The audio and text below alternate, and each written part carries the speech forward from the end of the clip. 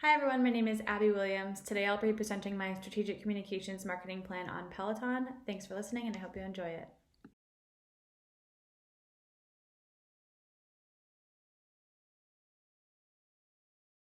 Peloton's brand statement reads, Peloton uses technology and design to connect the world through fitness, empowering people to be the best version of themselves anywhere, anytime.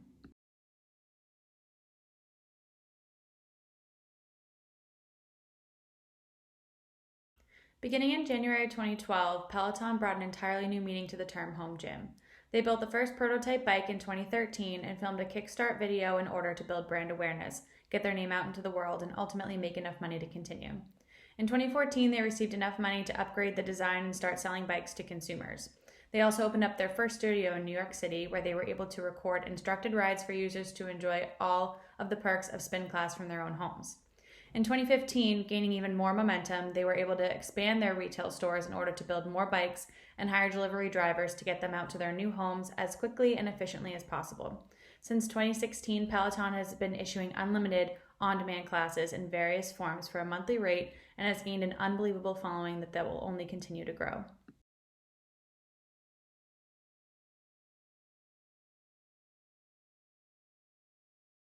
Peloton's target audience is vast. It includes athletes who want to continue to practice their sport from home, as well as students and young adults who want to get a quick workout in before school or work.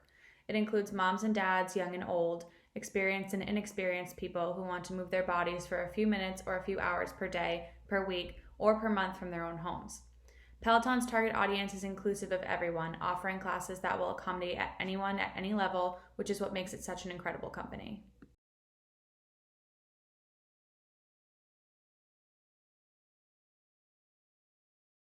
One of Peloton's greatest strengths is that it offers a wide range of expert classes in spinning, running, walking, boxing, strength training, yoga, meditation, and even combinations of a few. They offer these classes at beginner levels, intermediate levels, and expert levels so that anyone can be challenged no matter where they are in their journey. Their growth is outstanding, releasing new content daily and even expanding their overall products. Key publics see this as a strength, as well as customer engagement, loyalty, and satisfaction. Peloton has an incredible cult following of people who will defend them until the end. They work hard to keep their brand consistent and their customers happy. One of their weaknesses is that while their classes are applicable to everyone, they are not readily available to everyone.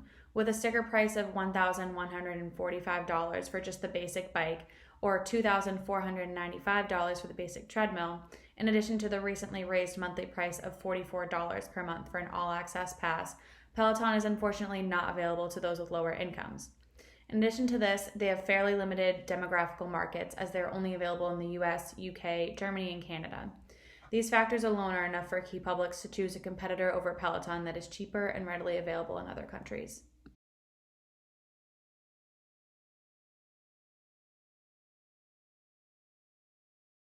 One of the biggest opportunities that Peloton has leveraged recently is the COVID-19 pandemic.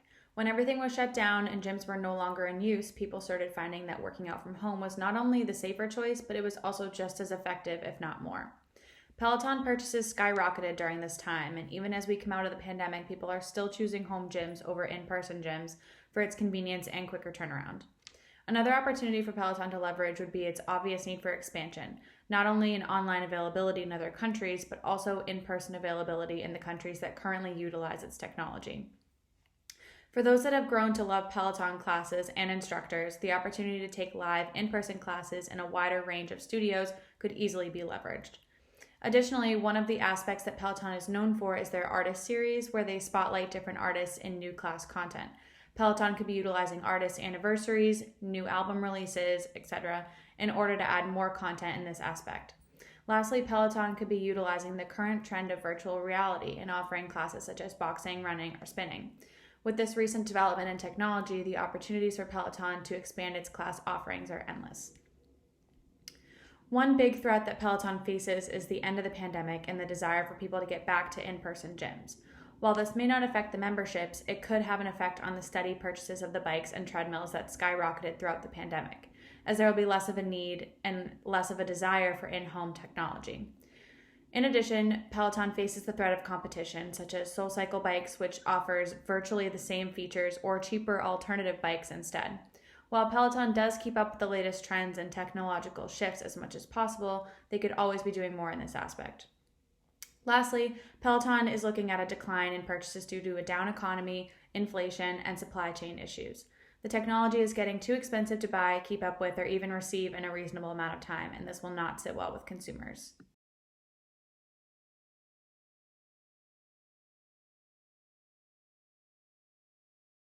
SoulCycle is one of the most popular brick and mortar spin franchises in the entire country, offering close to 100 locations across the country. While Peloton only has 2 in-person locations, one in London and one in New York City, they're virtually accessible across the US, Canada, UK, Germany, and they're looking to expand. During the pandemic, SoulCycle began selling their at-home version of the popular bike so that supporters could continue to take classes at home with their favorite instructors. Like Peloton, they offer on-demand spin classes, but unlike Peloton, that's where they stop.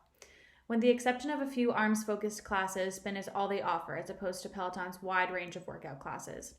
Additionally, they don't offer the same metrics, such as Peloton speed, calories burned, and leaderboard, among others. While both brands target the same key publics through the same communications and marketing channels, mainly social media, they both have always had their own cult-like followings, and this will never change. Echelon has taken off in recent times as a more affordable version of Peloton with a lot of the same benefits. Echelon offers its services in a wider range of countries, including Mexico, Iceland, France, and Australia. Echelon offers both bikes and treadmills like Peloton. Peloton's basic bike and Echelon's more advanced bike have a similar style. However, Echelon offers an even more basic version that lacks its own screen, allowing the consumer to save in this area and use their own tablet or smartphone to connect to virtual classes. Both brands offer a wide range of exercise classes, live workouts, scenic rides, and movable touchscreens.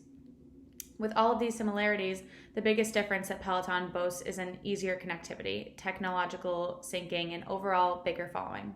Both brands target the same key publics, but Peloton does this in a much bigger way. My strategic communications marketing plan will continue to do this, working with supportive and identifiable brands that keep Peloton on top over Echelon and other competitors. Like Echelon and Peloton, Nordic Track offers both bikes and treadmills. The Nordic Track bike, while similar in style to Peloton, is actually larger and more expensive than the basic Peloton offer, and its technology is not nearly as advanced and precise as that of Peloton. Both brands have similar marketing targets, utilizing social media and TV commercials. They also offer a wide range of workout classes, live and on-demand options, as well as motivating instructors and live leaderboards to enhance competition. While they offer scenic rides, Nordic Track technology actually allows you to create your own route using Google Maps, which is a cool differentiating factor from Peloton. Both brands offer cheaper subscription options as well as an all-access pass, and they even offer both 30-day trial periods. Like Echelon, Nordic Track, and Peloton have a lot of similarities, but their main difference comes down to technology and an undeniable cult-like following from Peloton.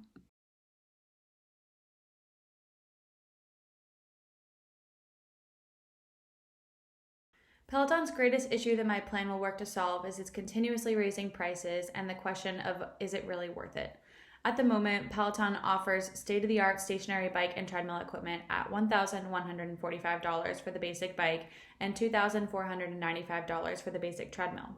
On top of the equipment purchase, consumers also have to commit to the recently raised monthly subscription of an all-access pass at $44 a month in order to use all the classes and benefits that Peloton has to offer. This is a pretty hefty financial commitment for an at-home gym option, and it begs the question, is Peloton really worth the money? My answer is yes, and my strategic communications marketing plan will work to help Peloton prove to the community that while they are expensive, they are definitely worth every penny. Recently, Peloton stock has dropped significantly, almost erasing their record heights hit during the 2020 pandemic. The reason for this is that as the pandemic wraps, there is becoming less and less of a need for at-home gym equipment. This, on top of inflation, supply chain issues, and its recent injury-based recalls and additional bad press, make for a not-so-great start to the year for Peloton. With all these issues swarming the media, consumers are losing trust in the brand and starting to question whether or not the equipment is worth paying for over any other gym membership or even a competitor like SoulCycle, Nordic Track, or Echelon bikes. My goal in this plan is to prove to key publics that Peloton is still a great product and is well worth the money. As a supporter of the brand myself, I know the ins and the outs of the product and what it offers me on a daily basis. Convenience, numerous quality class options, and motivating instructors are just a few of the benefits that I keep coming back every single day for. I plan to showcase these benefits and more using social media platforms in addition to working with several popular brands to show that big names are supporting Peloton and others should too. While Peloton is a brand that markets availability to all age groups, I plan to target specifically Gen Zers and millennials with my plan, and as this is a group that I identify closely with, it's a group whose attention I am confident that I know how to grab from a marketing perspective.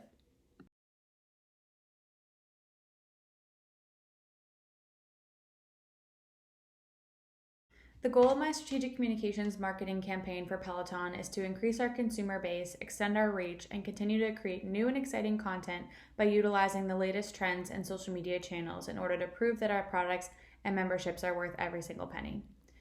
In order to get there, I plan to increase our consumer base and traffic on all social media channels by 20% each year. In order to do this, I have to use various social media channels to showcase the knowledge and abilities of our instructors, allowing new consumers to put their trust in us. I will also produce new and unique content each day in order to stay relevant and on top of the latest trends. Lastly, I'll partner with popular brands across all platforms in order to develop relationships and increase trust and credibility. I also plan to extend our reach and become available in at least one new market each year. In order to do this, I plan to visit new markets and showcase abilities in order to create desire for our technology in each of these new places. I plan to partner with local popular brands in each new country to increase brand awareness. Lastly, I will work with international instructors to increase class offerings in multiple new languages. I also want to increase the desire for in-person opportunities in local studios by the end of this year. In order to do that, I will use social media to gauge interest in in-person classes again by issuing polls and surveys and encouraging interaction and frequent engagement. I'll also host free classes once per month and offer discounts for future classes in order to increase desire for memberships. Lastly, I'll travel across available countries and host pop-up classes in order to find new spots to open multiple studios for future in-person classes and other training opportunities.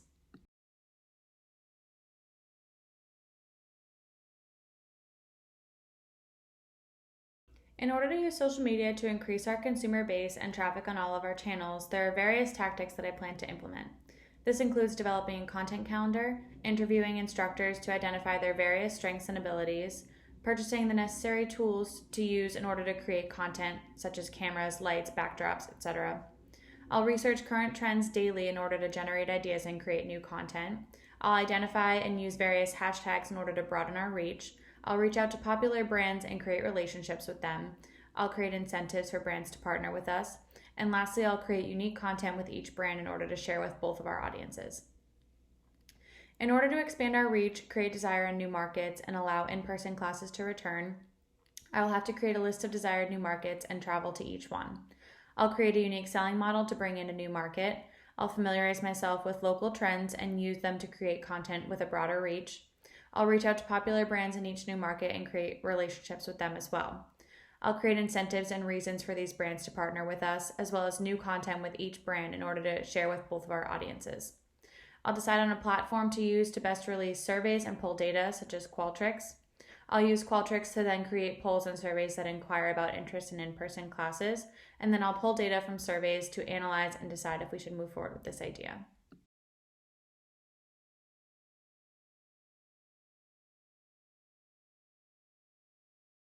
For the purpose of this project and easy viewing, I have organized my plans following a full calendar year.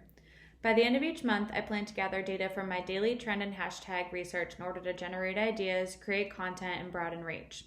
I also plan to reach out to at least 7 brands each month and have at least 3 solid relationships formed by the end of March, 6 by the end of June, 9 by the end of September, and 12 by the end of December. In March, I plan to interview at least 7 instructors to identify the different strengths and abilities that each person can bring, as well as purchase the necessary tools in order to create unique content, such as cameras, lights, backdrops, etc. By the end of April, I will have developed a list of at least 5 incentives for brands to partner with us, and I will continue to grow this list each month. By June, I will begin creating content for the first brand partnership and start a list of new markets to travel to, booking plans for at least 1. By July, I will begin creating a unique selling model for at least 1 new market, and by the end of the month, I'll begin to gather data for new market local trends, and I will continue to expand this list each month. By August, I plan to reach out to at least 3 new brands per decided market and at least 5 local instructors. I will continue this trend per month for the rest of the year and hopefully have at least 3 solid relationships across various markets by September and 6 by November. By October, I will create a list of desired new audiences to offer classes to, as well as start sending out Qualtrics surveys in order to inquire about interest in in-person classes. I also plan to reach out to at least 5 instructors to gauge interest in teaching these in-person classes. I'll continue this trend of releasing surveys each month and pulling the data after 30 days in order to fully analyze. By November, I'll create a list of the necessary technological advances in order to offer new classes, and by December, I will create a list of possible venues to host in-person classes, booking at least one. This month, I also will post 3 advertisements for each pop-up class, and I will continue this trend for each class going forward.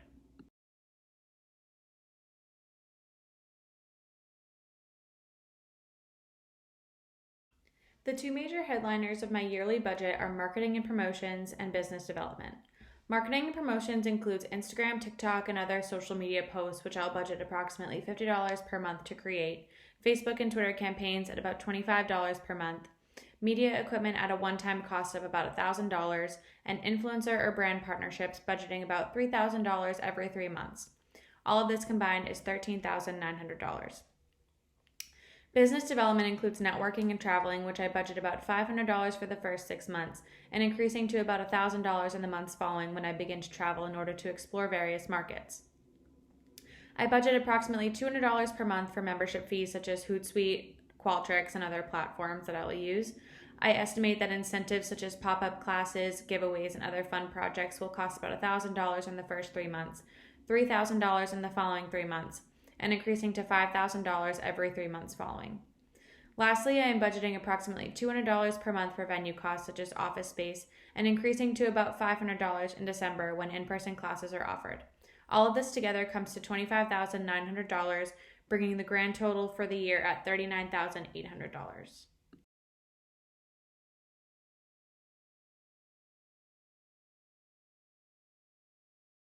All data for each tactic will be measured through Hootsuite, a complex social media management platform.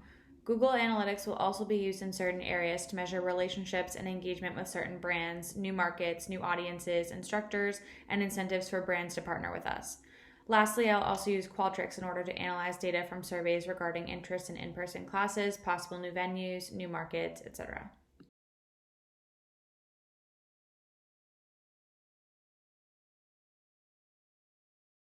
Thank you everyone for listening to my presentation. I hope you enjoyed it, and please reach out if you have any questions. Thanks again.